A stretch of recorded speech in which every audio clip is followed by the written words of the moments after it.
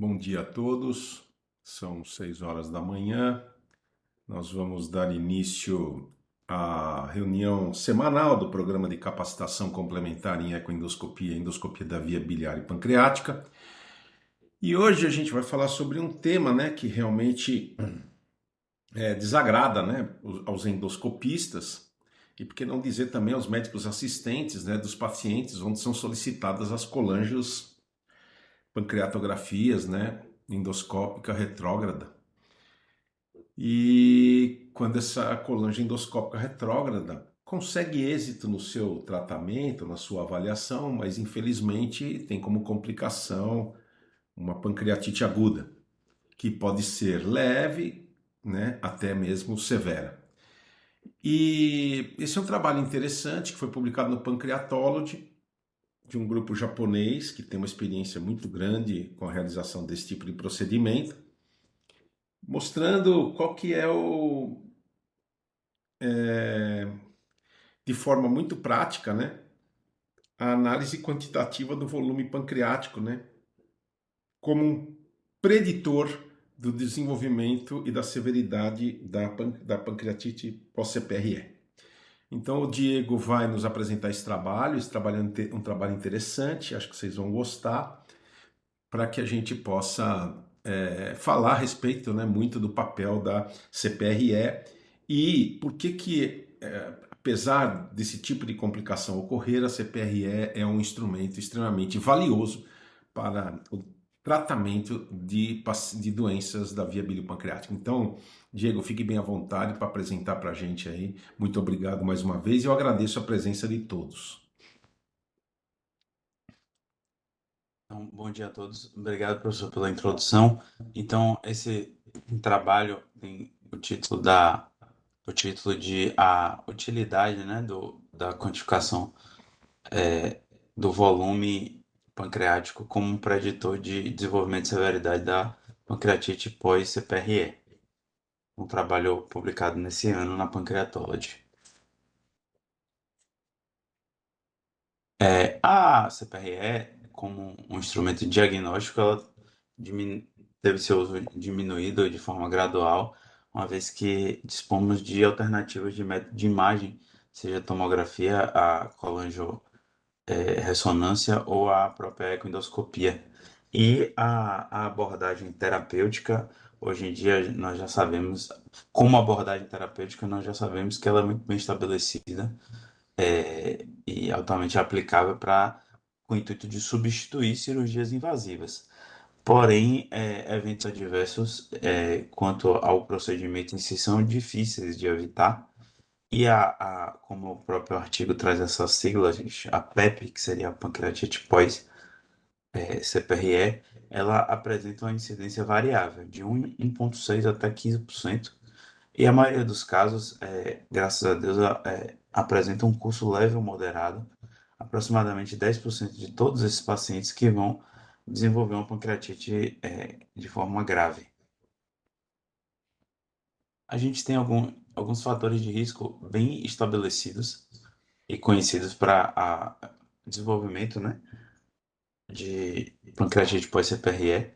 Então, indivíduos de idade jovem, pacientes do sexo feminino, um histórico prévio de pancreatite ou mesmo de pancreatite pós-CPRE, uma disfunção do esfíncter de Oddi, se durante o procedimento houve uma canulação difícil, canulação essa que por trauma local vai levar a edema, se foi necessária uma esfincterotomia endoscópica, se foi feita a colocação, perdão, se foi feita a técnica de pré-corte para poder acessar a via biliar, se de forma inadvertida foi feita injeção de solução de contraste no ducto pancreático, isso proporciona um mecanismo de pressão mesmo, até que vai desencadear a ativação de tripsina e processos inflamatórios.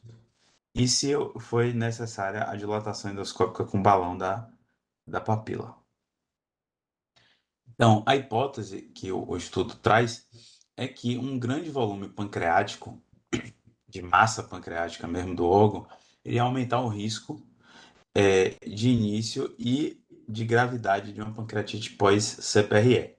Então, o volume parenquimatoso do pâncreas foi quantificado por uma análise de transversal de imagem de tomografia. O artigo ele não especifica quando que foi usado contraste ou não, mas ele coloca que houveram situações que não foram usadas e outras que sim. E essa análise por tomografia foi feita 7 dias antes da CPRE. E o objetivo do estudo foi investigar a utilidade desse volume pancreático avaliado antes da CPRE como um preditor de desenvolvimento e de gravidade da pancreatite pós-CPRE.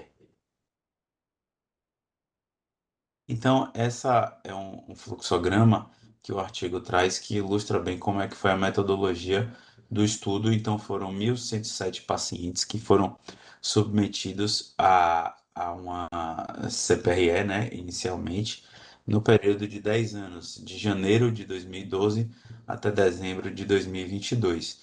Então, desses 1.107, foram excluídos 78 pacientes que não tinham a chamada papila virgem, digamos assim.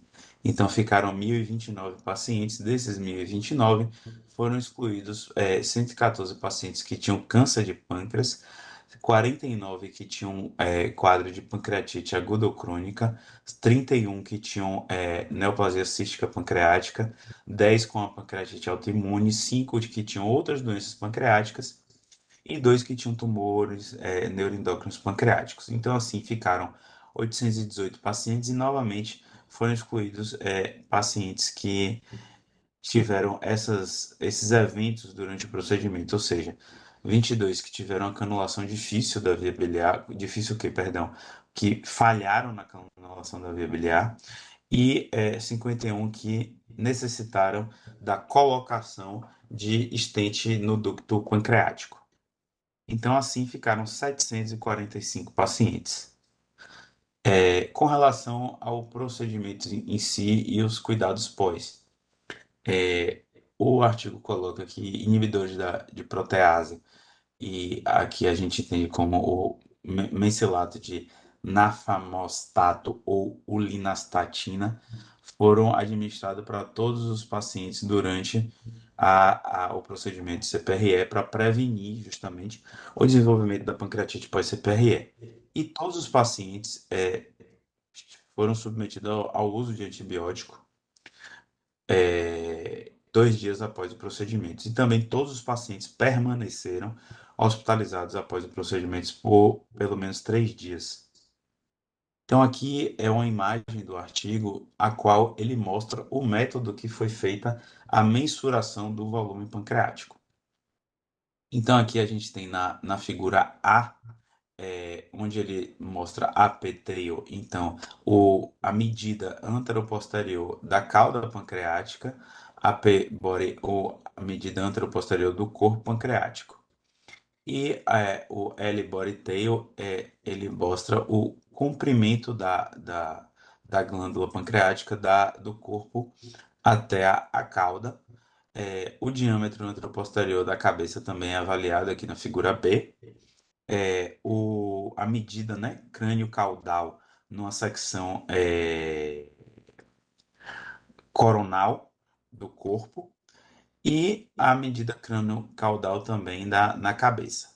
Então, todas essas medidas foram aplicadas numa fórmula e, a partir disso, foi feita a mensuração do volume da glândula pancreática, do parênquima pancreático. Então, com relação ao diagnóstico e à gravidade da pancreatite pós-CPRE, o que é que ficou estabelecido para esse trabalho? Então, esses conceitos foram definidos de acordo com os critérios de Cotton, o diagnóstico baseando-se na dor abdominal de início recente, com duração por mais de 24 horas após o procedimento de CPRE, e o nível de amilase sérica aumentado mais do que 3 vezes o limite superior da normalidade. A gravidade da pancreatite foi estabelecida em leve, quando houve prolongamento da hospitalização por 2 ou 3 dias, moderada, quando assim foi por 4 a 10 dias, ou grave, quando a hospitalização foi por mais de 10 dias, houve a necessidade de uma drenagem percutânea ou cirurgia posterior. Aqui, já entrando nos resultados do trabalho é uma grande tabela que o trabalho traz, mas que ilustra bem as características dos pacientes. Então, eu vou chamar a atenção de algumas. Então, a idade média dos pacientes em torno de 77 anos. Então, foram 745 pacientes, como eu falei. 44% foram do sexo feminino. E aqui ele dá várias outras características que a gente pode debater posteriormente, mas o que vale chamar a atenção é que a doença que levou o paciente a ser submetido a CPRE, em sua maioria, foi por doença calculosa, 65%. E ele coloca como uma mensuração, né? A média do volume pancreático mensurado em centímetro cúbico dos 745 pacientes foi de 59 centímetros cúbicos. Então, eu vou dar continuidade aqui, a gente pode retornar aqui depois se for pertinente. E com relação a essa tabela, uma segunda tabela que ele expõe os eventos adversos associados à CPRE. Então, basicamente, o principal evento foi justamente a pancreatite pós-CPRE. Foram de 745 pacientes, 34 desenvolveram, ou seja, 4,6%. Em sua maioria, foram casos de grau leve. Também houve uma hiperamilasemia assintomática em 5,1%.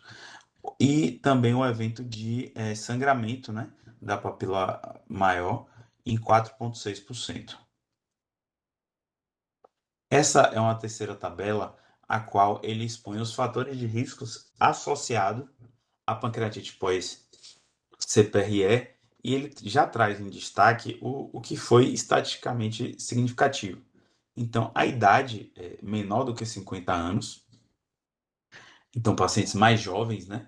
Veja que ele considerou aqui, para ser estatisticamente significativo, um valor de P menor do que 0,05. Então, a idade com valor de P aqui é 0,010. O volume pancreático maior do que 70 centímetros cúbicos. E uma vez que isso aqui na análise univariada, né? Uma vez que isso na análise univariada foi estatisticamente significativo, ele fez análise multivariada. O tempo de procedimento é maior do que 60 minutos. O tempo de canulação, de tentativa, né, para canular a via biliar, maior do que 10 minutos. E a injeção pancreática inadvertida. Então, essas foram os 5 fatores, né, que foram estatisticamente significativos. Então, já chegando nos resultados. De uma maneira geral, o trabalho traz que a incidência da pancreatite pós-CPRE foi significativamente maior nos pacientes que tinham um volume pancreático maior, e aí ele considera maior do que 70 centímetros cúbicos. E a análise multivariada revelou que apenas volumes pancreáticos elevados foi um fator de risco independente para o desenvolvimento da pancreatite pós-CPRE. E ele faz uma especificação com relação à gravidade desses eventos de pancreatite pós-CPRE. Então, ele dividiu os pacientes em 2 grupos. Essa era uma tabela que estava no material suplementar, infelizmente eu não consegui acesso. Mas, então, o primeiro grupo com um volume pancreático maior do que 70 e o outro menor do que 70. Então, de todos os pacientes com maior do que 70, a grande maioria, 23 pacientes, foram de casos leves e houveram também casos moderados e um caso grave. E com o grupo que tinha um volume pancreático menor, houve apenas casos leves. E fazendo um paralelo do volume pancreático com o nível sérico de amilase antes e após a CPRE. Então, no grupo que teve um volume pancreático maior, os níveis séricos medianos de amilase pós-CPRE foram elevados em comparação com a dosagem pré, e no grupo com volume menor, os níveis séricos de amilase não mudaram antes e após a CPRE. Com relação dando continuidade aos resultados, é uma análise que o trabalho trouxe, que é o desenvolvimento da pancreatite pós-CPRE e o alcance, né, a abrangência da incisão da esfincterotomia nos pacientes com um volume pancreático maior do que 70 centímetros cúbicos. Então, o estudo mostrou que houve menos casos, né, de pancreatite pós-CPRE quando a incisão da esfincterotomia, a abrangência da incisão foi menor. Basicamente, foi isso que foi avaliado nessa tabela. E já entrando na discussão, um ponto que o trabalho traz é que a ativação da tripsina, que é uma enzima pancreática exócrina, ela está profundamente envolvida na fisiopatologia da pancreatite pós-CPRE. Então, a gente pode sugerir que o volume parenquimatoso pancreático saudável, ele está intimamente associado à função exócrina pancreática. Na verdade, a gente não pode sugerir. Um outro autor que sugere isso. Então, assim, a estimulação, o que é que a gente infere? Que a estimulação produzida pelo procedimento de CPRE nos pacientes que têm um volume pancreático maior, avaliados antes da CPRE, ele vai ativar mais enzimas pancreáticas exócrinas. E isso vai promover um aumento da incidência e de maior gravidade de pancreatite pós-CPRE. Então, o trabalho expõe que os resultados alcançados foram consistentes com estudos anteriores e ele sugere que uma análise quantitativa do volume pancreático antes da CPRE pode sim ser um novo fator preditivo para o desenvolvimento de pancreatite pós-CPRE. E ele pondera que mesmo isso se aplica mesmo nos pacientes que têm um quadro prévio de pancreatite crônica, porque esses pacientes ainda podem ter um grande volume pancreático de células preservadas. Então, o que foi usado para avaliar esse volume foram avaliação de tomografia, né? Então, imagens de secções transversais. Ele fez corte de 2,5 a 3 milímetros e, comparativamente, resultou num valor próximo aos números, né, identificados em estudos prévios, só que esses estudos prévios utilizaram sistemas de análise em 3D. Então, na discussão, ele pondera que qualquer instituição que tenha um equipamento de tomografia pode ser capaz de facilmente mensurar o volume pancreático. E com relação às limitações do estudo, já finalizando, foi um estudo que foi retrospectivo, então tinha um potencial viés de seleção e de informação, e ele tem uma baixa validade externa, uma vez que foi desenvolvido no centro único. Então, ele pondera que mais estudos prospectivos multicêntricos se fazem necessário para confirmar os resultados desse estudo, e que sim, o volume pancreático pode estar diretamente relacionado ao desenvolvimento e à gravidade da pancreatite pós-CPRE. E como conclusão, a gente finaliza que um grande volume pancreático mensurado antes da CPRE pode ser um novo fator de risco para incidência e severidade de pancreatite pós-CPRE, e é sugerida uma análise quantitativa antes do procedimento do volume pancreático, sendo que isso pode sim ser um útil preditor para o desenvolvimento da pancreatite pós-CPRE. Obrigado. Muito obrigado, Diego. Parabéns aí pela sua brilhante apresentação. Realmente esse é um tema que me chamou a atenção assim que eu vi o título do trabalho, justamente porque eu até pensei que ele fosse responder uma pergunta minha. Eu vou passar aqui para vocês agora a pergunta, porque é o seguinte: a gente na colange endoscópica retrógrada nós temos uma dificuldade, né? Ou seja, quando é um pâncreas, quando, por exemplo, você tem pedra no colédoco e você vai fazer uma colange, numa paciente jovem, onde o pâncreas é totalmente normal, você tem uma chance muito maior, tá? Essa é a minha experiência. Você tem uma chance muito maior de ter uma pancreatite. Então a gente toma inúmeros cuidados, como por exemplo o cateterismo seletivo e tudo mais. E na minha experiência também, quando você tem um paciente com pancreatite crônica e você tem uma dilatação importante do ducto pancreático principal e aquele paciente que tem uma pancreatite crônica derivado de uma libação, um uso de álcool cronicamente, a gente mexia no pâncreas, mexe no pâncreas, dilata, passa prótese, faz septotomia pancreática e esse paciente não tem absolutamente nada. E é óbvio que eu sempre na minha cabeça imaginava, poxa, o pâncreas na pancreatite crônica, entre aspas, parece ser mais duro, provavelmente não dá pancreatite porque ele já tem um parênquima muito mais destruído, enquanto que uma paciente jovem, que tem um parênquima normal, realmente a chance de você ter pancreatite aguda é muito maior. E aí, quando eu vi esse tema, eu falei assim, nossa, será que eles vão responder a minha pergunta, né? Na verdade, eles não respondem, mas eles pincelam, né, pelo que eu percebi aí, a respeito disso. Porque uma coisa fazendo colanjo, né, no dia a dia, sempre me chamou muita atenção. Eu sempre fui muito agressivo nos pacientes com pancreatite crônica e a chance de você, no máximo eu tinha uma hiperamilasemia e o paciente nem sequer reclamava de dor, né? Então isso sempre me chamou bastante atenção. E podia ser paciente jovem ou paciente com mais idade, né?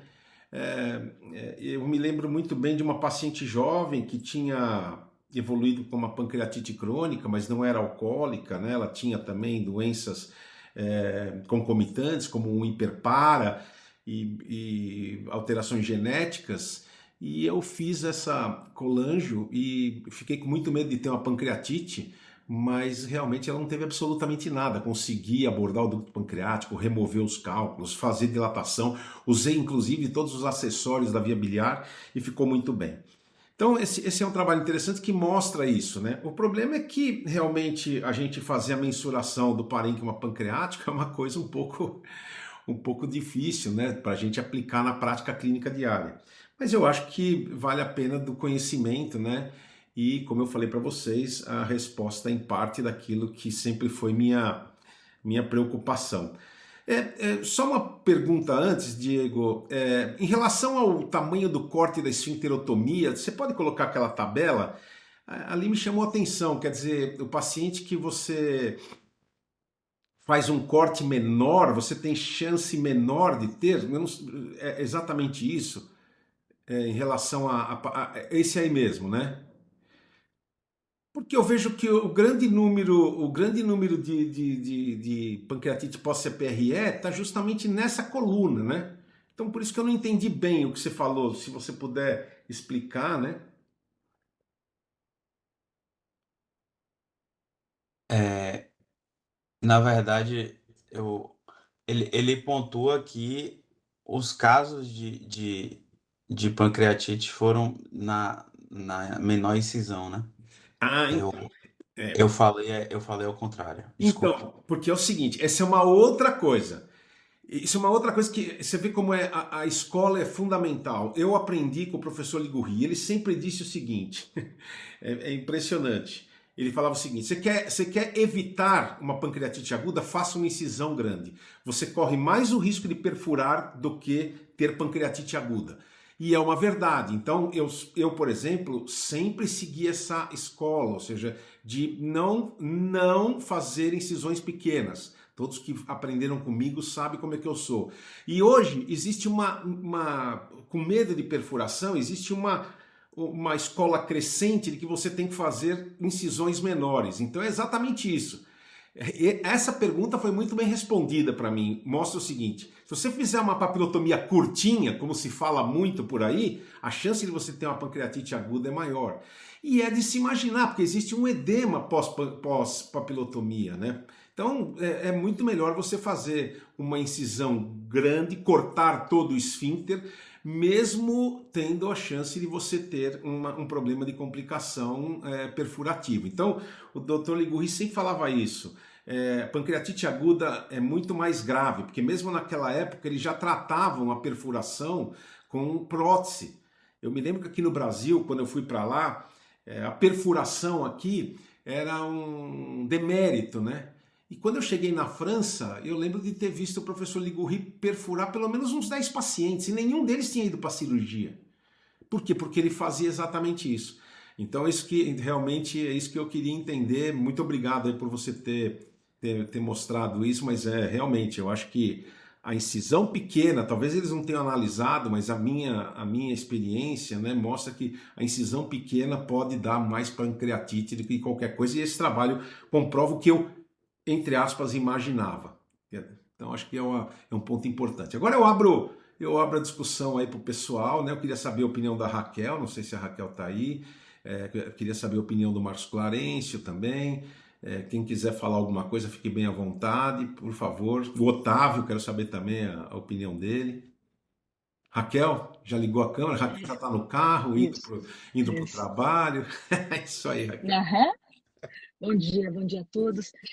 Celso, eu concordo com as suas observações de prática. Eu tenho a mesma impressão em relação a pacientes com pancreatite crônica, que esses pacientes desenvolvem raramente a pancreatite aguda por manipulação por CPRE.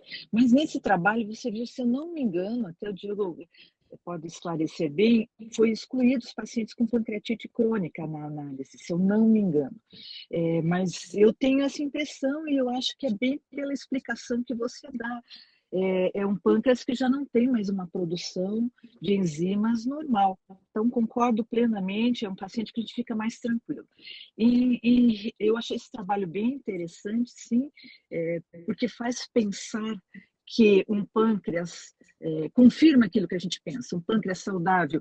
Eu imagino, quanto maior a produção de enzimas. Ok, talvez seja essa a observação, bem interessante.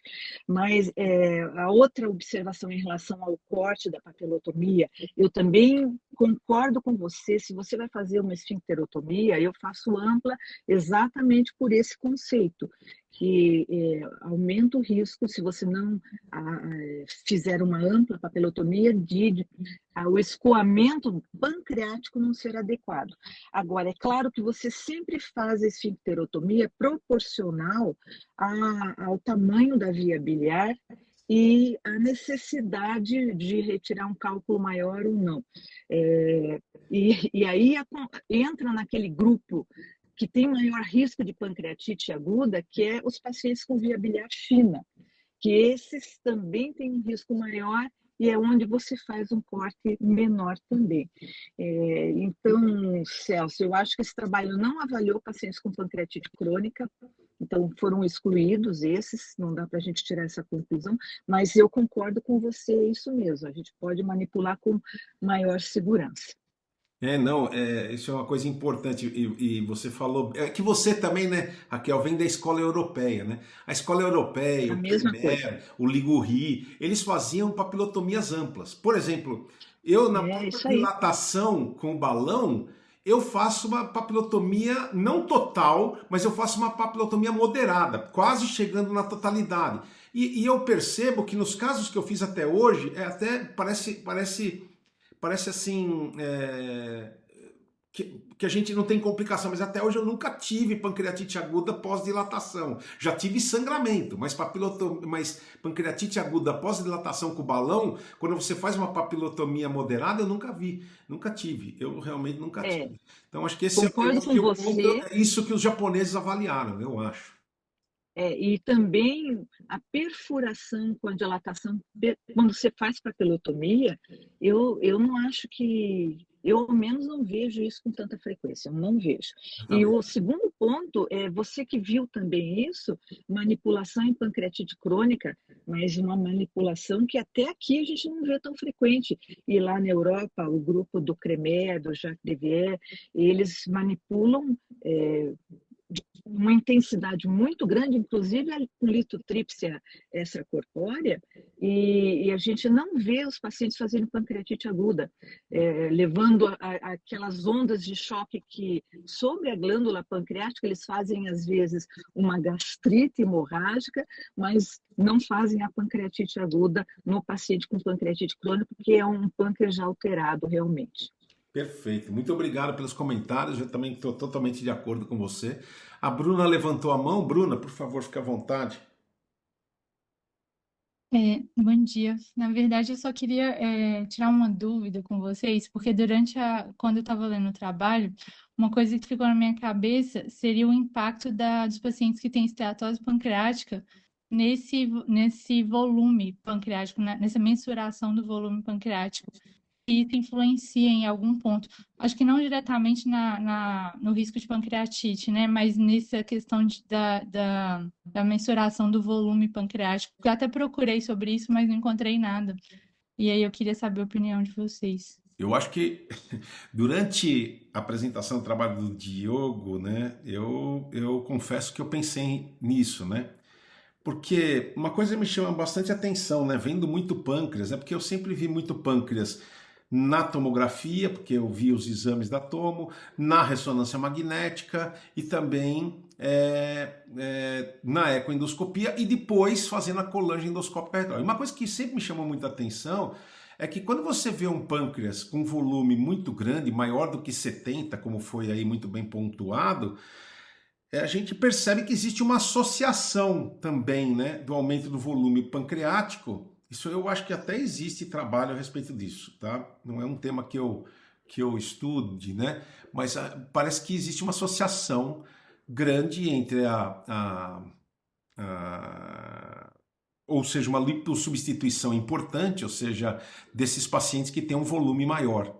Então isso realmente chama atenção. Agora, durante a apresentação dele, eu pensei exatamente isso, Bruna, mas cabe uma pesquisa a respeito disso, né? Eu acho que Eu realmente acho fica que muito poderia difícil. ser um viés, né, assim, para o trabalho, se a gente Exatamente. considerasse esses pacientes com Mas pelo que eu esteatose. percebi, se a gente externar os resultados que o Diego mostrou, a gente percebe que a média do IMC foi uma média, se eu não me engano, de 22 ponto alguma coisa, né? Exato.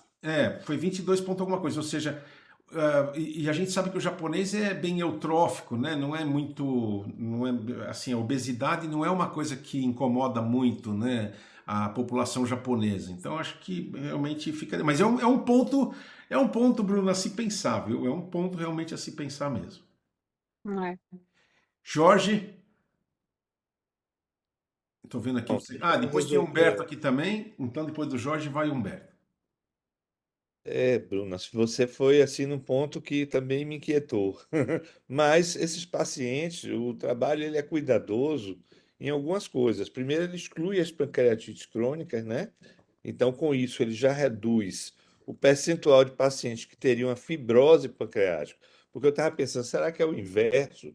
Será que os pacientes que têm um pâncreas menor atrófico estariam protegidos e por isso não fazem pancreatite, pode ser PRE, mas ele exclui esses pacientes que teriam pâncreas atrófico, atrófico fibrótico, ele já exclui lá no início. E quando você olha a tabela, a tabela demográfica dele, além do IMC que o Celso falou, ele não tem um número grande de pacientes diabéticos, não tem um número grande, quer dizer, a gente não consegue identificar fatores relacionados à síndrome metabólica, né? E esses fatores não estão correlacionados com o resultado final. Então, eu não penso, né, acho que pelo contrário, o trabalho nos mostra que essa questão não parece ter tido uma influência, né? Embora concordo com você que o ideal seria a gente tivesse algum método para dizer se esses pacientes têm realmente esteatose ou não. Agora, eu vou provocar vocês com uma outra coisa. Eu acho que o mecanismo de pancreatite pós CPRE é a hipertensão canalicular intrapancreática, né? E se a gente pensar que os canais pancreáticos, né, a gente não muda o valor do tamanho do canal porque o pâncreas é maior ou menor, né? Então, se eu tenho um pâncreas maior, eu tenho mais chance do canal pancreático drenar menos aquele pâncreas do que o pâncreas relativamente pequeno, né? Então, eu acho que isso, inclusive, corrobora a ideia de que quando vocês fazem aí os cortes maiores, que permitem uma maior drenagem, o regime de hipertensão pós-CPRE intraparenquimatoso, ele é também menor. Eu acho que isso não tem a ver necessariamente com produção de enzima, não, entendeu? A teoria, tem um pâncreas com mais enzima, não é bem isso. Eu acho que o problema é você conseguir uma drenagem eficiente, né, com canais pequenos num pâncreas maior do que num pâncreas menor. Então, isso aí que é a grande diferença.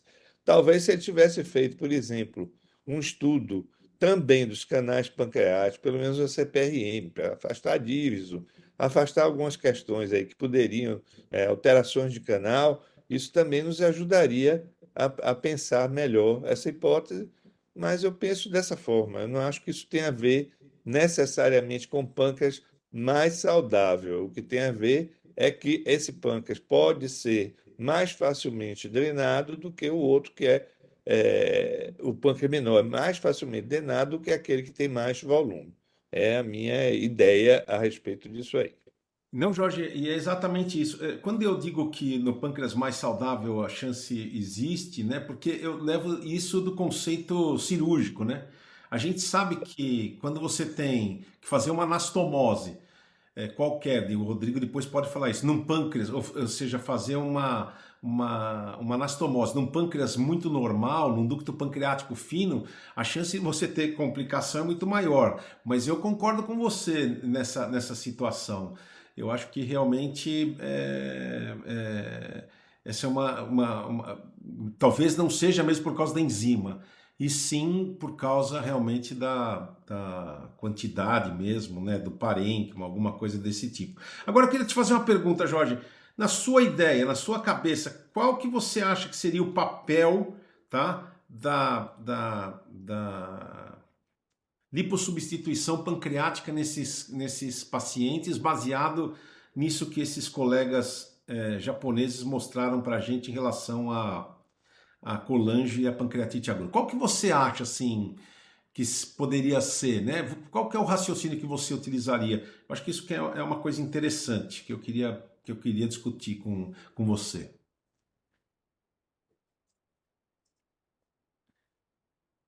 Tá sem som, você tá sem som. Pronto, desculpe.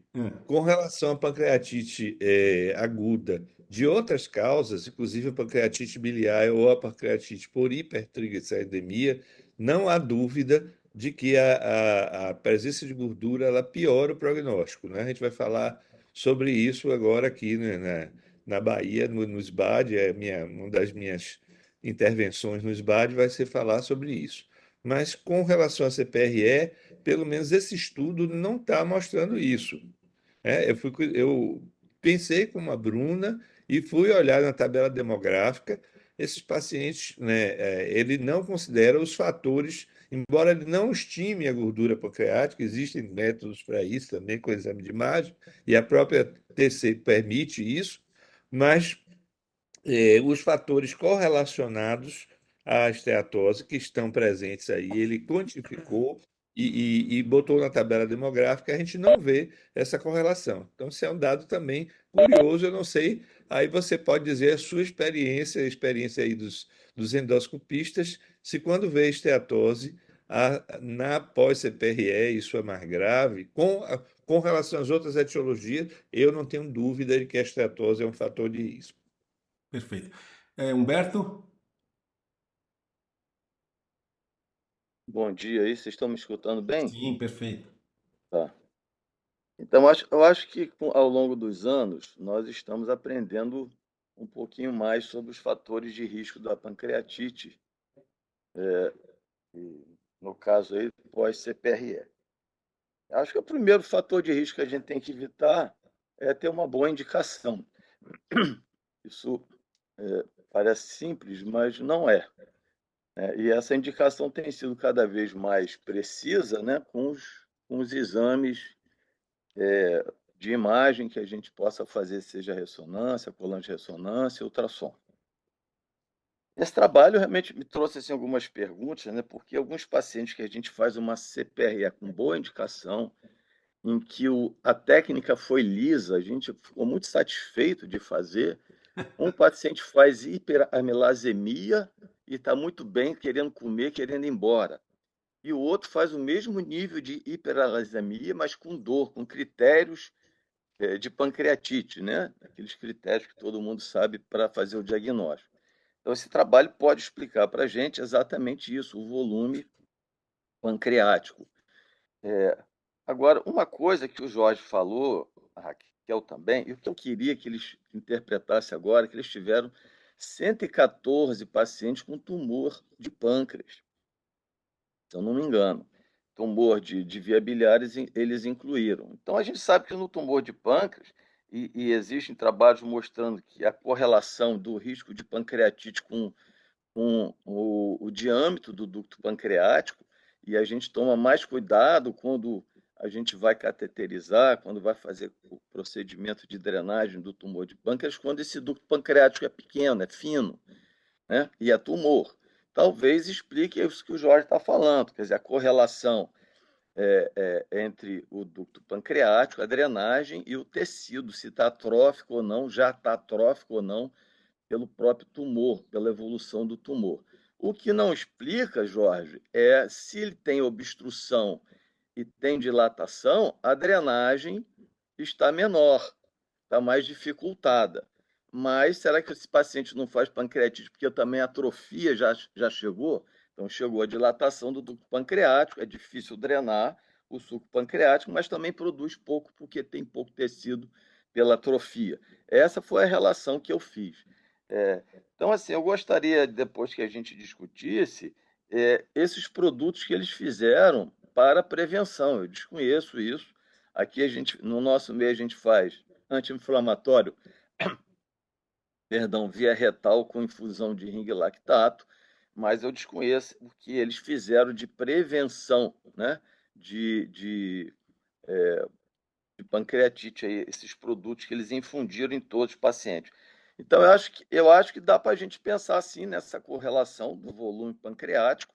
O que me intriga é o paciente que tem tumor de pâncreas com atrofia e dilatação do ducto. Está com o ducto dilatado, mas também não vai drenar porque está obstruído. Então, também tem um fator de proteção. Né? Essa é a minha conclusão. Eu só não entendo. Corrobora com o raciocínio do Guedes. Eu só não entendo. Eu não me lembro bem, mas o Diego pode elucidar isso. Eles incluíram nessa amostra pacientes com tumor de pâncreas ou eles excluíram naquele algoritmo? Isso eu queria saber, porque eu tinha tido uma impressão diferente da sua. A minha impressão era de que esses pacientes tinham sido excluídos. Excluídos. Eles foram excluídos. Exatamente. Então eles foram excluídos. Porque, na verdade, o que acontece, né? Eu acho que está aqui, ó. 114 pacientes. Então eles excluíram esses pacientes, né?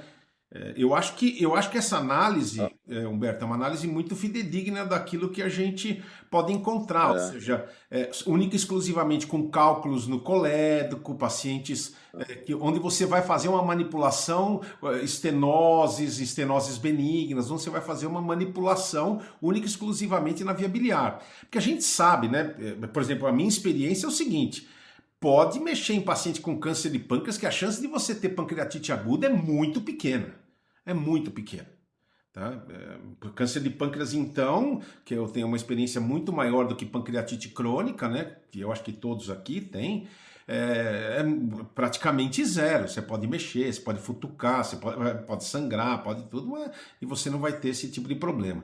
Então, eu acho que esse é um ponto importante. Então, eu acho que na pancreatite crônica eu concordo também um pouco com a ideia do Guedes, né? Ou seja, que você pode ter mesmo pancreatite, talvez nem seja tanto por causa da estimulação enzimática, mas talvez também pela dilatação do ducto pancreático ou qualquer coisa O que eu desse estou querendo tipo. dizer que eu ficaria satisfeito se eles incluíssem numa análise separados os casos de pancreatite crônica com o tamanho do pâncreas. Desculpa, Sim, câncer de pâncreas com tamanho, com essa mesma mensuração via tomografia, para corroborar o nosso pensamento que câncer pancreático. Mas eu acho que com esse trabalho, esse trabalho respondeu a minha pergunta, viu, Humberto? Eu estou convencido de que o que eles avaliaram explica para mim por que a gente não tem na pancreatite crônica esse tipo de coisa. Então eu acho que, sabe, japonês é muito prático, né? É uma coisa que eu gosto de japonês. Japonês é totalmente diferente de americano. Eles são práticos, e você vê que esse é um trabalho prático que nos mostra, que nos dá uma luz para duas doenças, né? Ou seja, para aquelas doenças da via biliar e para a pancreatite crônica. Então, e ele até pincela, né, na discussão sobre a pancreatite crônica. Então, acho que esse é um ponto importante. Marcos? Bom dia a todos. O que eu tentei assim entender durante a apresentação do Diego, né, qual seria o racional para isso, né? O pâncreas grande dando a possibilidade maior de pancreatite. O japonês não são pessoas altas, né? E aquelas pessoas altas que teoricamente também teriam um pâncreas mais longo, né? Será que tem também esse fator predisponente à pancreatite? O que eu imagino assim, por que o pâncreas está grande, né? Porque já existe um processo inflamatório nele, já existe esteatose favorecendo a agentes pró-inflamatórios. O que não ficou assim bem claro foi isso, né? E certamente isso é um fator de pesquisa, talvez no presente e no futuro, para saber isso. Será que já estamos fazendo uma CPRE em um pâncreas que já está previamente inflamado, né? Porque está aumentado? Também acredito que aumentado em número maior de células, de agentes que poderiam elevar a amilase, eu acho que isso não, né? Então, é possível que esse pâncreas já tenha algum grau inflamatório. É tanto que quando a gente usa anti-inflamatório e uma hidratação mais vigorosa na CPRE, a gente está tentando diminuir já uma inflamação, né? Porque a gente não vai usar essas coisas se não tiver inflamação. A verdade é essa. Então, é possível que esse pâncreas já esteja inflamado. E aí teria que dosar agentes pró-inflamatórios, enfim, eu estou aqui devagando nessa possibilidade do racional por que o pâncreas está aumentado. Bem, eu não sou da escola de Cremé, nem de Ligurri. Eu sou da escola do Paz, do Ijomar Paz, que também é da escola do professor Ligurri, né? Papilotomia ou faz adequada até a prega transversal ou um pouquinho depois, ou não faz. Esse negócio de abrir papila de maneira tímida, eu acho que é arriscado. Não é adequado do ponto de vista técnico. Então, eu também sou da escola em que você vai até a prega transversal, às vezes passa um pouquinho, para realmente destruir o esfíncter. Isso que deve ser feito uma papilotomia. Se você faz uma papilotomia tímida, o risco de 10 pacientes, certamente um paciente pode ter fibrose pós-papilotomia, e se você faz uma papilotomia tímida, isso pode obstruir, né? Então, eu também ensino e faço dessa maneira. Agora, o racional não ficou muito bem claro, mas uma possibilidade é essa, que a gente já esteja trabalhando com pâncreas inflamado, interferência ou não de gordura nessa situação, para tentar explicar esse racional. Perfeito, Marcos. Eu quero saber se alguém tem mais algum comentário, quero saber se o Rodrigo tem algum comentário. Perfeito. Bom. Pois, eu só acho Rodrigo, que já fala foi aí. tudo abordado, assim, quando eu vejo um pouco esse trabalho, eu faço a translação que você comentou para cirurgia, né? Assim, o pâncreas saudável é um pâncreas mais propenso a complicações cirúrgicas, o pâncreas de maior Inclusive volume, pancreatite aguda, né, Rodrigo? Inclusive sem pancreatite dúvida. aguda, pós-cirúrgica, né? Sim, assim, peguei essa anastomose pancreato-jejunal, uma do DPT, tá? As complicações que a gente tem é a pancreatite aguda, que Exato. é interessante, né? Porque a gente faz hiperamilasemia no dreno, não fístula. Rodrigo, Você pega dreno. Rodrigo, vou fazer uma pergunta simples para você. qual é a cirurgia que você tem mais medo? Um tumor neuroendócrino pequeno na cabeça onde o pâncreas é todo normal ou um câncer de pâncreas localizado na glândula que tem dilatação do ducto? Qual que você tem mais medo? Não tem nem dúvida. São duas cirurgias diferentes, na verdade. Exato. Então, assim, a gente vê muito mais pancreatite e hiperamilasemia do dreno em pâncreas saudável, em pâncreas com volume maior. E quando a gente tem aquele pâncreas que é o que você acabou de comentar, duro, um ducto dilatado, um parênquima atrófico, a gente nem se preocupa com uma anastomose dessa. Exato. Não pela facilidade técnica, mas pela característica da glândula mesmo, entendeu? É isso Então, eu mesmo. acho que é isso que mostrou para vocês em relação à papilotomia, algo semelhante, né? Não é uma anastomose, mas é uma manipulação ductal, é uma manipulação sobre a região. Se você não tiver boa drenagem, tiver um pâncreas muito saudável, você vai ter problema. Acho que é mais ou menos igual a nossa parte. Não, Mas Rodrigo. era só isso mesmo. Pô, vocês já comentaram tudo aí e Não, entendem muito mais que eu. mas é exatamente isso mesmo. E uma coisa importante, tá? A escola japonesa de endoscopistas, todos eles são egressos da cirurgia. Então eles fizeram toda a sua formação em cirurgia, são cirurgiões de via biliar e pâncreas e que depois eles vão para a endoscopia digestiva. Isso é uma coisa importante, né? Que mostra que eles têm um raciocínio de cirurgião em relação à glândula pancreática, um cirurgião de via biliar. Isso é uma coisa que eu queria fazer esse comentário, né? Acho que essa é uma coisa importante. Por isso que a gente, por exemplo, acha... Eu, por exemplo, como aprendi com o professor Ligurri, o Marcos, como aprendeu com o Geomar, que também é egresso, né, do professor Ligurri, a própria Raquel, que vem de uma escola europeia, você, quando faz papilotomia, você tem que fazer uma papilotomia ampla. Não adianta fazer uma papilotomia curta que você vai ter muito mais problema. Esse negócio de papilotomia tática é um termo que eu quase praticamente não uso. Realmente não uso mesmo. Bom, pessoal, agora nós vamos fazer o seguinte. O Dr. Humberto, ele vai apresentar um caso para a gente. Humberto, se você quiser colocar o tema para a gente vai ter aí uns 10, 15 minutinhos para discutir. E depois o Marcelo vai apresentar para a gente, o Marcelo Morgante vai apresentar para a gente o seu TCC, que ele vai apresentar um TCC interessante, então ele vai ter aí uns 7, 8 minutos para apresentar esse TCC para a gente discutir também. Então, Humberto, você está com a sua tela já pronta? Se você quiser apresentar, por favor, fique à vontade. Estão me ouvindo? Eu estou te ouvindo, mas não estou vendo a sua tela. Não está ainda não? Não. Tá uma tela cinza apenas. Ué.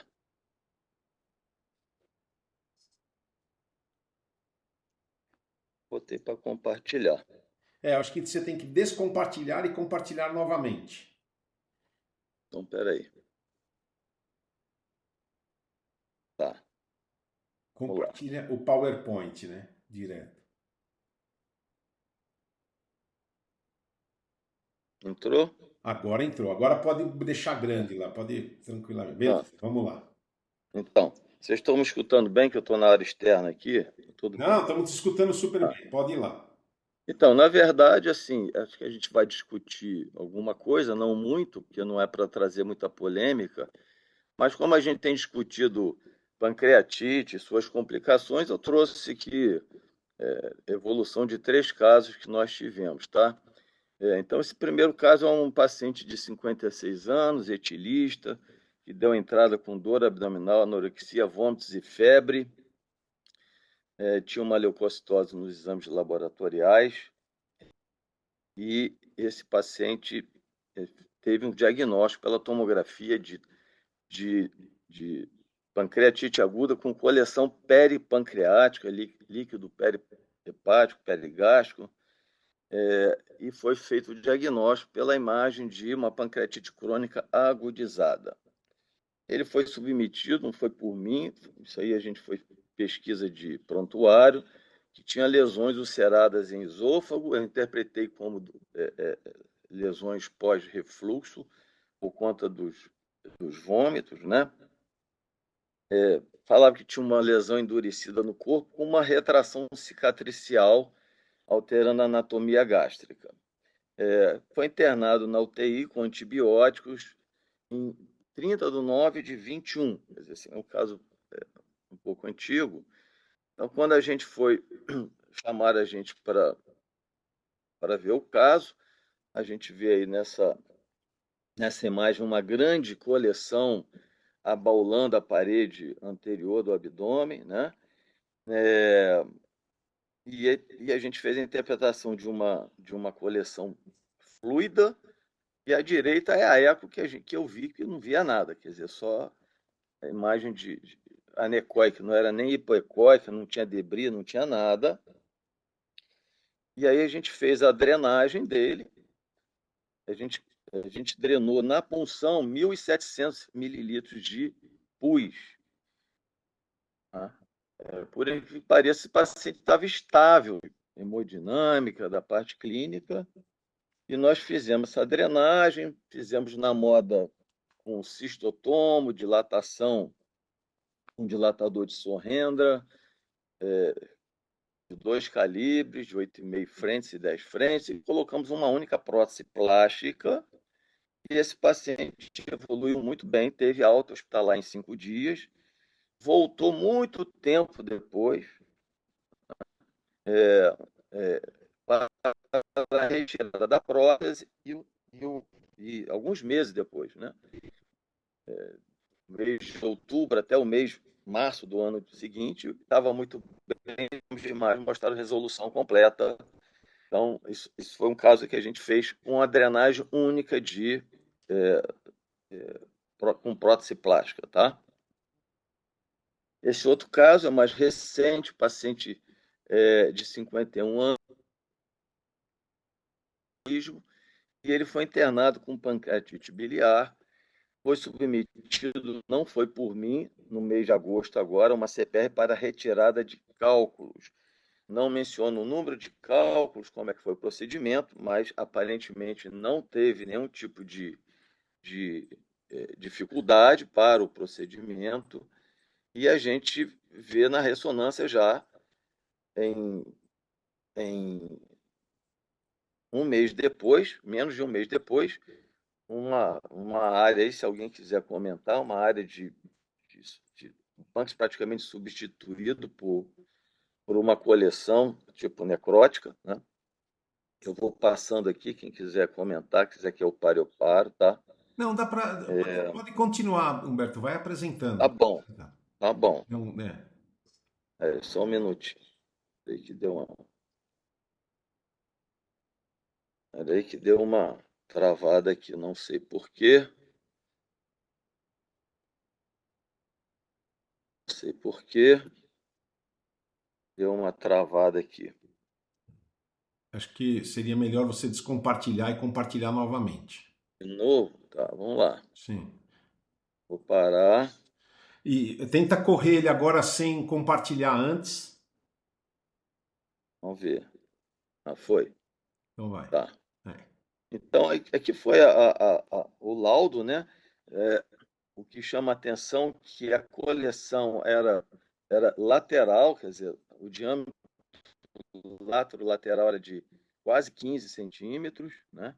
E o diâmetro antero-posterior e crânio-caudal eram menores, era de 44 milímetros, 64 milímetros. Então, era uma coleção relativamente estreita no sentido antero-posterior, tá? Então, está aqui outras imagens, nós já acompanhamos esse paciente, e a gente resolveu, então, fazer a drenagem com a colocação de uma prótese de aposição luminal de 20 milímetros de diâmetro. Na primeira, que à esquerda, a ecoendoscopia mostra que o diâmetro máximo que eu consegui da coleção ele foi de 6 centímetros. A gente dilatou e eu não fiz a necrosectomia na primeira abordagem, nessa abordagem. Fiz a necrosectomia 3 dias depois, a primeira necrosectomia. Saiu uma grande quantidade, e aí a gente já vê a coleção dentro da coleção, né? O aspecto da coleção, como é que ela é comprida, vamos dizer assim, é estreita, mas comprida no sentido lateral, né? Longa, né? Nós fizemos uma segunda necrosectomia, colocamos uma prótese plástica que não ficou. Essa prótese plástica duplo pigtail não ficou. E a terceira vez que nós fizemos, sempre com espaço de 3 dias, em torno disso aí, nós fizemos, e a gente já viu que a coleção estava bem menor. Fizemos com fluoroscopia, com injeção de meio de contraste, lavanda e tal, e a gente já viu que estava menor, e a gente retirou essa prótese, ficou em torno de quase 3 semanas, já tinha o tecido de granulação, já não tinha material muito necrótico, nós tiramos a prótese e o paciente retornou. Aqui a imagem de controle agora, semana passada, que a gente vê que tem uma destruição, né, de parte do parênquima pancreático. O paciente clinicamente está muito bem, mas tem uma substituição, não sei se posso dizer assim, uma substituição do tecido pancreático. Iniciamos a reposição de enzima pancreática, tal, aqueles cuidados. Ele não é obeso, não é alcoólatra, então fica melhor, acho, para controlar o pós dele, tá? E essas aqui são as imagens agora da semana passada, a imagem endoscópica, um fechamento ali aonde a gente colocou a lânsula, fechamento total, né? Pequeno ponto ali purulento, mas a imagem na ressonância mostra que a coleção diminuiu ou praticamente fechou, né? Toda a coleção. Então, esse foi o segundo caso. O terceiro caso, mais ou menos, um senhor de 68 anos, com história de etilismo leve, entrou com pancreatite aguda em julho desse ano, fez coleção peripancreática e com lama biliar na vesícula. Então, foi interpretado como uma pancreatite biliar. A eco que vocês estão vendo é o tamanho da lesão. Esse paciente demorou um pouquinho para a gente fazer a intervenção por questões de dúvida do paciente, que ele estava muito bem, por questões de burocráticas, de convênio autorizar essa coisa toda. E aí, quando foi um mês depois, quando nós pensamos em fazer a intervenção, essa coleção estava com um diâmetro máximo de 3 centímetros, porque a gente conseguiu medir. E na ressonância aqui ao lado, eu me arrisco dizer que a gente vê a comunicação entre a câmara gástrica e a coleção. A gente passou o aparelho de endoscopia e a gente viu a área Drenando. embaixo à direita, a área drenando. Novamente a ressonância ali, me arrisco dizer que tem uma comunicação da parede gástrica ali com a coleção e novamente ali com 35 milímetros de diâmetro máximo foi que eu consegui ver, medindo do corpo gástrico, tá? Então está aqui a resolução, o ponto ali de drenagem, e eu não fiz absolutamente nada, pedi para o paciente voltar um mês depois, e ele voltou em setembro com a tomografia mostrando que realmente a coleção estava em torno de 3,4, 3,5 centímetros, quando a anterior chegou a 8, né, na medida anterior, não a medida inicial. Então, mostrando que quando a gente não consegue fazer muita coisa, a natureza faz, né? E aqui a gente já discutiu esse trabalho, né? Só para ilustrar, para lembrar da drenagem pura e simples das coleções líquidas por punção, né? Por punção ecoguiada, um trabalho que a gente discutiu recente. Eu trouxe esses 3 casos para ilustrar o que a gente vem discutindo aí, né? O Eloy já mostrou um caso interessantíssimo aí também no nosso grupo, né? Então, aspiração simples com agulha, no caso das coleções líquidas. Então, assim, o que está muito claro na minha cabeça, que eu acho que nem sempre, embora os trabalhos mostrem que a LANS em coleções fluidas é o melhor e tal, mas eu acho que uma prótese bem colocada, a prótese, mesmo que seja um portal único, que vai drenar, que não é uma coleção septal, montada, que vai drenar toda a coleção, uma prótese plástica colocada por ecoendoscopia, ecoguiada, eu acho que resolve também muito bem. E como esse trabalho mostrou aqui, até a simples punção resolve, né? Perfeito. Então é Perfeito. isso. Parabéns, Humberto, pelos casos. Eu acho que são casos bem interessantes mesmo. E mostra, Obrigado. esse último caso mostra que a gente está no caminho certo, né? Ou seja, a drenagem para o estômago ou para o duodeno é a melhor coisa. Eu já tive a oportunidade de ver em Ribeirão Preto, né? E também no 9 de julho, pelo menos uns 3 ou 4 casos de drenagem espontânea. Eu acho que realmente esse é um ponto fundamental da nossa avaliação. Bom, eu queria saber se alguém tem algum comentário. Se alguém tiver algum comentário, por favor, fique bem à Sim. vontade. Eu acho que vale a pena. Um comentário Celso, rápido, mas porque nós temos 5 minutinhos isso. apenas para discutir. É, o Humberto mostrou a necessidade da gente agir, mesmo que não tenha um material mais recomendado, mais atual, né? E nós que moramos em um estado que não é um estado como São Paulo, um estado rico, né? A Bahia não é rica como São Paulo, né? Então a gente resolve muito esses casos dessa maneira aqui, viu, Humberto? Né? Então a Uhum. gente não usa, na maioria das vezes, essas próteses metálicas, né? A última drenagem que eu fiz tem uma semana, mais ou menos, de uma criança de 5,5 kg. O Jorge está sabendo desse caso. E foi dessa maneira, né? Utilizando material do dia a dia, utilizando material que a gente usa na CPRE, porque dá certo. Dá certo. Na maioria das vezes dá certo. Né? É claro que se tiver uma prótese metálica, é mais rápido o procedimento, enfim. Mas parabéns aí. E a natureza também nos ajuda a dizer que a drenagem espontânea, esse é o caminho, né? Quando não é possível fazer a drenagem espontânea, acontecer a drenagem espontânea, a gente pode ajudar. Exato. Alguém tem mais algum comentário? Perfeito. Eu acho que realmente foram 3 casos extremamente elucidativos, casos que mostram exatamente como a gente deve se comportar nesses pacientes. O último caso eu acho que é fantástico, né? Realmente ele chama atenção e é a via natural das coisas mesmo. Marcelo, acho que se você quiser pode pôr a sua tela agora.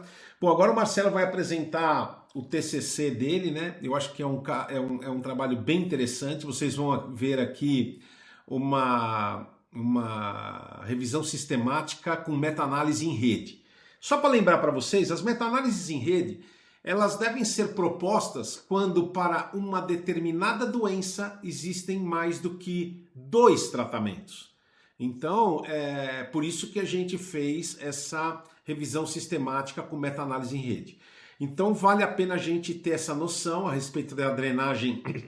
E o trabalho ele bate sobre ele fala sobre a drenagem vesicular ecoguiada em pacientes com colestite aguda, né, com alto risco cirúrgico. Então, qual que é a melhor técnica? Então, por favor, Marcelo, você tem na norma do TCC você tem quanto tempo para apresentar, Marcelo? 7 minutos, professor. Então, por favor, tenha 7 minutos para você falar para a gente e passar o seu recado da melhor forma possível. Vamos lá. Obrigado, professor. Bom, então, vou fazer a apresentação no caso do trabalho, a drenagem vesicular em pacientes com colestite aguda com alto risco cirúrgico, uma revisão sistemática com meta-análise em rede. Não há conflitos de interesse. Ou então, a colestite aguda é a inflamação súbita da vesícula biliar, causada por impactação de cálculos em 90% dos casos. Cursa com dor abdominal e náuseas, podendo evoluir com supuração e peritonite. E estima-se que cerca de 200 mil pessoas são diagnosticadas com colestite aguda anualmente nos Estados Unidos. O tratamento de escolha para colestectomia, para colestite aguda, é a colestectomia videolaparoscópica, porém, em pacientes com asa 3 até 5, trombocitopenia e cirrose hepática apresentam contraindicação à cirurgia. Aí entram as técnicas de drenagem minimamente invasivas, conforme preconizado pelo TG18 já, né? A drenagem percutânea, a drenagem guiada por ecoendoscopia e a drenagem transpapilar. Bom, a drenagem percutânea é a técnica mais utilizada atualmente, porém inclui como eventos adversos dor, sangramento, a recorrência da colestite aguda e a tração do dreno também, o deslocamento do dreno. Endoscópio pela CPRE e a implantação de estente plástico ou catéter nasocístico. É uma técnica que inclui com maior dificuldade técnica, porém é uma drenagem já por um orifício natural, que tende a ter menores eventos adversos mais graves.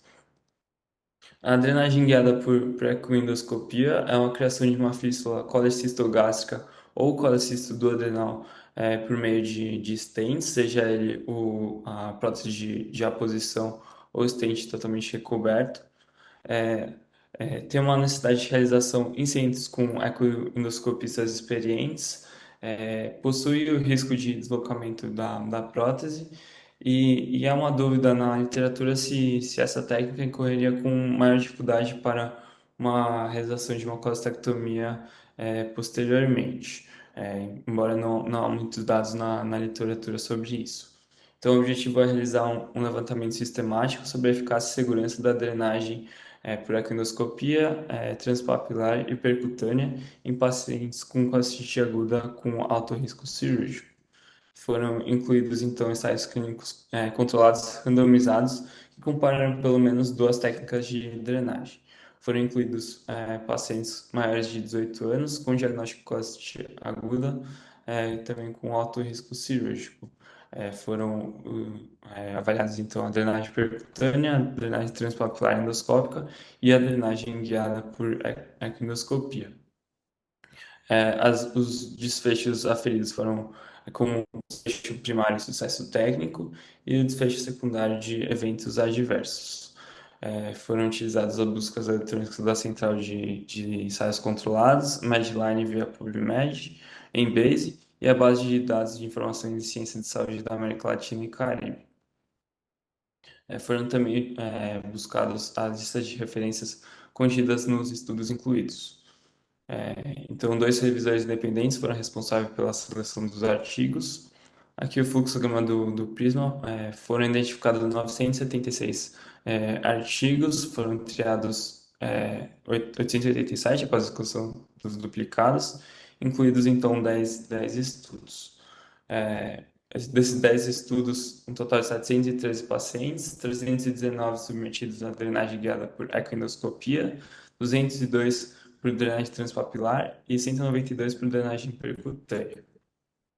Aqui o resultado do risco de viés teve um alto nível de risco de viés, principalmente porque não poderia ser cegado, né? Os pacientes foram submetidos a uma abordagem que não poderia ser cegada. Aqui os resultados de sucesso técnico, então não houve diferença significativamente entre a drenagem ecoendoscópica e a drenagem percutânea, e houve um menor sucesso técnico em pacientes submetidos à drenagem transpapilar. E aqui o resultado dos eventos adversos, houve uma menor eventos adversos, principalmente da drenagem transpapilar, mas também da drenagem ecoendoscópica, quando comparado à drenagem percutânea. As principais eventos adversos da drenagem percutânea foram realmente o deslocamento da prótese, né, do dreno. Então, a drenagem guiada por ecoendoscopia é uma técnica segura, efetiva para o tratamento de pacientes com colestite aguda com alto risco cirúrgico, porém a necessidade de realização em centros especializados, isso dificulta a sua maior aplicabilidade no dia a dia desses pacientes. É isso. Perfeito, muito obrigado por sua apresentação, parabéns, você conseguiu no tempo certo, realmente o seu trabalho é um trabalho interessante, né? E mostra a superioridade da drenagem da vesícula biliar pela ecoendoscopia em pacientes de alto risco, isso tem que ficar claro, mostrando que ela é segura, efetiva e realmente tem uma menor chance de eventos adversos. Agora, realmente, a questão que sobra, inclusive saiu agora um editorial essa semana, né, da qual um outro trabalho do nosso grupo foi até citado, e quem escreveu foi o professor Alberto Largue, né, sobre a possibilidade de fazer após a colestectomia. E o que tem chamado a atenção é que quando a gente coloca prótese, né, os cirurgiões têm uma dificuldade maior para fazer essa colestectomia, tendo que fazer ou uma colestectomia parcial, a torec, né, deixando parte da vesícula, por causa da sua cicatrização entre a parede da vesícula e a parede do trato gastrointestinal, quer seja no antro gástrico, quer seja no duodeno.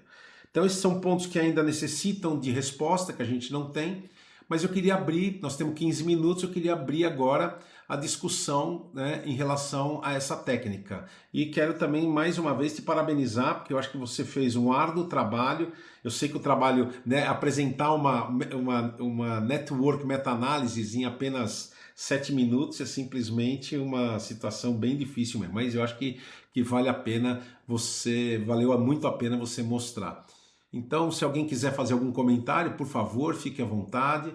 Eu acho que vale a pena a gente discutir esse estudo, porque esse é um outro capítulo onde não vai ter como fugir, ou seja, nos pacientes de alto risco, os guidelines japoneses já mostram que você tem que fazer ou uma drenagem percutânea, ou uma drenagem por ecoendoscopia, ou uma drenagem por colangiendoscópica retrógrada. E nós vimos que, quando nós comparamos as três, a melhor é a drenagem por ecoendoscopia. Então é um capítulo também que nós vamos daqui a pouco sempre ter que fazer isso sem a menor dúvida. Então, Humberto, fica à vontade, pode fazer o comentário. Queria parabenizar pela apresentação. E realmente, os pacientes que vão ser drenados de forma definitiva pela comorbidade, eu acho que a via ecoendoscópica não tenho dúvida. A minha única dúvida, até hoje eu só fiz drenagem em casos de tumor de via biliar baixa, em que a vesícula estava bem distendida, encostando lá no antro ou no bulbo duodenal, que fica fácil. Agora, uma vesícula inflamada, que não está fazendo uma conexão com a parede gástrica, eu nunca tive. Então, se alguém teve, me fala da dificuldade de fazer isso. Então, dos pacientes que vão fazer definitivo, eu acho que a técnica vai pegar. Agora, como você falou, né? Eu queria ouvir o Surjan, como é que ficam esses pacientes quando é colocada no estômago, no antro, ou quando é colocada no bulbo? Como é que fica essa cirurgia? Ou seja, a drenagem ecoguiada como ponte, né?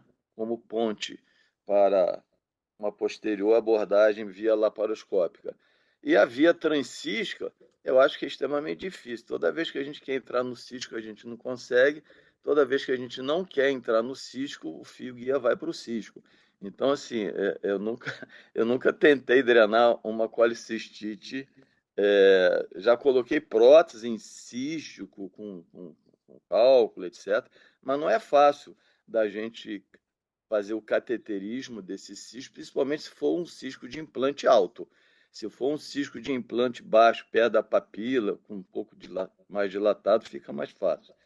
Então, eu queria ouvir o Surjan em relação a essa questão dos pacientes que vão ser em ponte, né? Todos aqui estão ávidos para ouvir o Surjan, mas nós vamos deixar o Surjan para o final. Eu quero ouvir o Marcos, o que ele tem a dizer a respeito disso. Marcelo, aí, parabéns, né? Eu acho que esse trabalho aí não foi fácil de fazer. É possível que você teve uma ajuda de alguém da estatística, não sei. É a primeira vez que eu ouço essa meta-análise em rede, né? Enfim, Celso, eu nunca tinha ouvido esse termo, né? Mas você está de parabéns e a gente não tem vivência nesse tipo de drenagem, mas pela vivência que a gente tem na drenagem de pseudocisto, eu acho que não é uma coisa complexa de fazer, né? mas aí sim a gente vai ter que usar essas próteses de aposição, né, sem dúvida nenhuma. E também você mostra o que a gente também percebe, e os consensos cada vez mostra isso, que drenar transparieto causa mais problema do que drenar por eco. E também a drenar vesícula, você mostrou isso. Então, cada vez mais a gente demonstra com os trabalhos e no dia a dia que que a econdoscopia é realmente sensacional dentro de um serviço de gastroenterologia e endoscopia digestiva, sem dúvida nenhuma. Perfeito, muito obrigado, Marcos, Humberto, por seus comentários.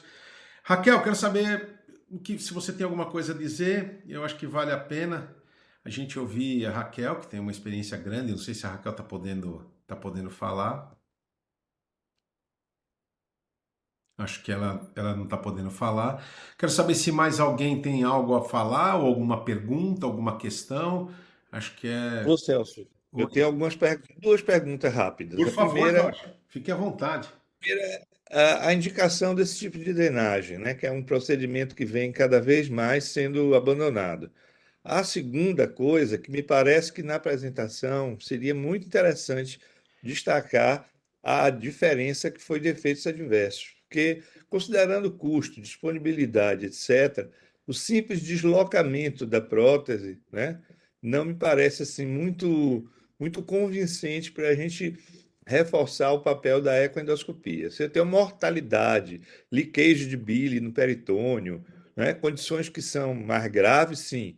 E eu tenho quase certeza que esses desfechos também são mais comuns na percutânea do que na endoscópica. Mas é uma sugestão, se esse trabalho vier a ser apresentado, estou achando que ele será apresentado, né? Como tema livre aqui na SBAD. Vai ser Então, apresentado, sim. então, a minha sugestão é um reforço no que efetivamente são os efeitos adversos, destacando os efeitos adversos de monta, que podem comprometer a vida do paciente. Porque a Perfeito. simples mudança da prótese não me convenceu para escolher uma técnica muito mais cara e pouco disponível, infelizmente, cabe dizer, no Brasil. Perfeito. Então, Marcelinho, por favor, eu sei que você tem esses dados. Eu acho que vale a pena mesmo você realmente esmiuçar um pouco mais as complicações, né? Fazer uma pequena tabela que você deve ter, né? Nas, nas inúmeras tabelas que foram feitas por causa desse trabalho, né?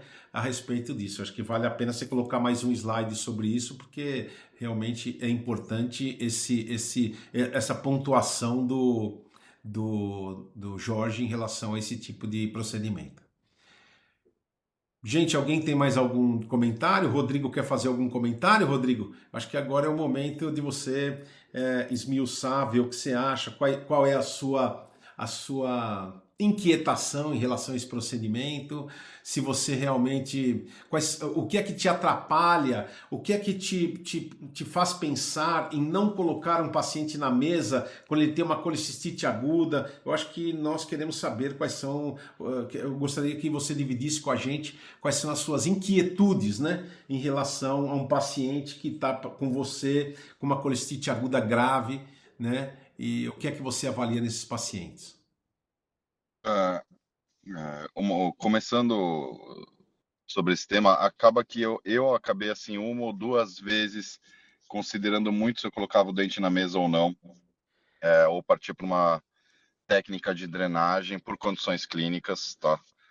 Mas acabou que eu ainda não encaminhei. Todos os pacientes que eu tive até hoje de colicite aguda acabaram sendo resolvidos por cirurgia e acabaram não tendo boa evolução pós-operatória. Acho que numa situação como essa, a primeira coisa é uma boa avaliação clínica pré-operatória. Quer dizer, colocar o dente em UTI, ver exatamente quais são as condições do dente, não colocar o dente diretamente em sala. Confesso que cheguei muito próximo de pedir drenagem e a gente ainda no Brasil não tem essa cultura da drenagem ecoendoscópica e na época a gente pensou em fazer uma drenagem transparietal mesmo, mas acabaram indo para cirurgia.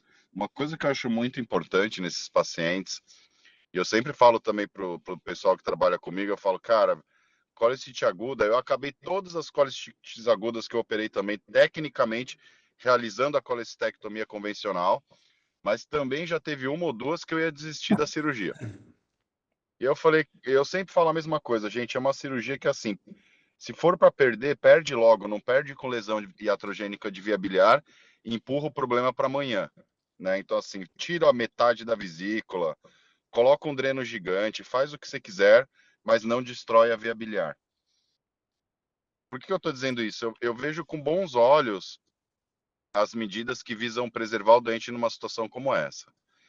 Então, assim, a gente tem boas opções para resolver a fase aguda desse paciente através de drenagens menos invasivas. A gente tem a opção de desistir da cirurgia no meio e não causar uma lesão iatrogênica de via biliar e deixar um pedaço da vesícula e colocar um dreno, para não causar o pior de tudo, que é ou o óbito do doente por condições clínicas ou então uma lesão grave de vias biliares. Eu nunca fiz uma colisté num paciente que foi antes previamente drenado. Mas se você falasse para mim hoje assim, pô, então assim, esse paciente teve uma drenagem endoscópica, ele tem uma prótese entre o duodeno e a vesícula, ou o estômago e a vesícula, eu acho que mudaria assim muito a minha vida. Eu faria o que eu sempre falo, que nunca façam isso porque não faz sentido. Eu fiz uma vez na minha vida uma colistectomia com robô e era num caso de mirise, tá? Se você falasse para mim assim, pô, Rodrigo, assim, esse paciente foi drenado previamente, eu ia falar tranquilo, eu ia entrar com o máximo de armamento que eu pudesse, porque acho que vai tornar a cirurgia um pouco mais difícil, sim, mas se você falasse para mim assim, pô, eu tenho à disposição uma plataforma de cirurgia robótica no paciente que tem uma drenagem, uma prótese duodeno vesicular ali, pô, a gente tem a opção de fazer fluorescência, identificar bem as estruturas, utilizar o aporte técnico que facilita muito a gente da plataforma de cirurgia robótica. Se não, eu iria para uma cirurgia minimamente invasiva, mas assim, é um procedimento que você planeja muito melhor e sabe que tecnicamente vai ser mais difícil. Nunca operei esses pacientes, mas também vou falar para vocês, pessoal, para um cirurgião HPB a gente resolve. Eu realmente confio que a gente resolve. Já disse 1000 vezes para vocês, claro que esse é um caso diferente, né? Mas quando vocês falavam, lembra? Ah, mas a gente fez uma biópsia, atrapalha alguma coisa, uma DPT, não atrapalha nada. Tipo, nada. Essa vai atrapalhar um tanto, sim, mas é só uma questão de você ir com calma, entender que não é uma cirurgia de rotina, que eu acho que dá para fazer e fica tudo certo. E eu quero te fazer uma pergunta, Rodrigo. Me diz uma coisa.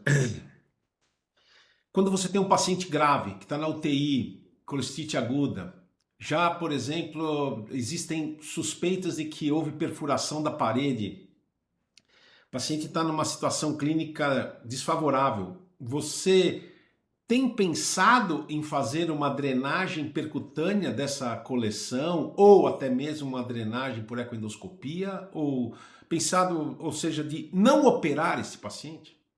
Tenho, tipo assim, é o que eu disse para vocês, é que a oportunidade não veio, tá? Mas isso está muito claro na minha cabeça. Vesícula você não pode fazer besteira.